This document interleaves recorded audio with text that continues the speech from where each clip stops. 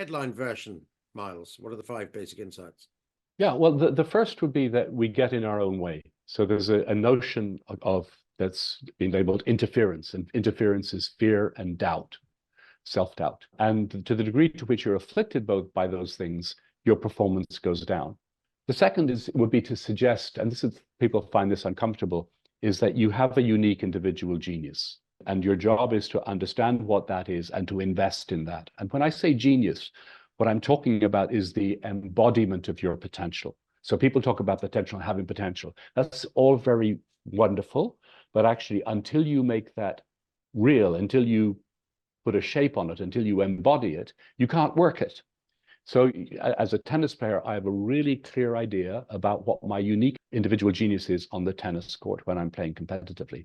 It's really important because I'm also a tennis coach. And if my competitive player part of me shows up when I'm teaching, that's not going to be helpful. And equally, if when I'm teaching or when I'm playing a competitive match, if the coach shows up, I'm just going to make my opponent look good. So I've got to understand who I am. So I call that your unique individual genius, the embodiment of your potential, makes it real, makes it tangible. Another is this is probably the most difficult one, and it's the one that society really knocks us about with, which is it's about trust in self. When the lights go green to make your speech, play your game of tennis, do your coaching, whatever it is, that you have to be in a place where you can trust what you're going to do next and not be second guessing. And it's a skill in one way to let go of the interference and to just trust yourself to do the right thing. It's also something that takes quite a while to learn because the voice in the head creeps up and knocks us around. Then the fourth one is, and these are all related, and these are words that Tim Galway, author of The Inner Game, used once, which he said, awareness is curative.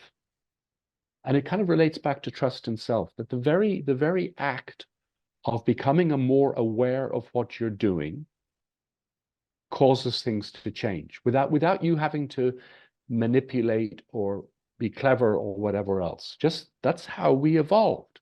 So awareness is curative. The fifth is probably kind of related to that, which is that you can influence what you become. So we tend to think of ourselves, kind of people say as an excuse, well, that's just the way I am. No, that's what's emerged over X number of years of you doing your stuff.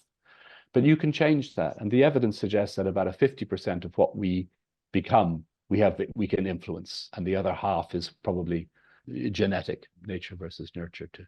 And then the last, so there's 6 of them at the moment. The last is that it's about you move to a state as you progress. You can move through a state of from being dependent upon others to then finding your own independence. And then if you stick with that long enough, what you get to is interdependence. And that's where things can happen. And there's a terrible danger of all the self-prospection that it becomes terribly self-indulgent. But actually the purpose is to enable you to interact with others more effectively, to be more than yourself and to move into communion with others, interdependence. So those would be my 5, my 6, in fact.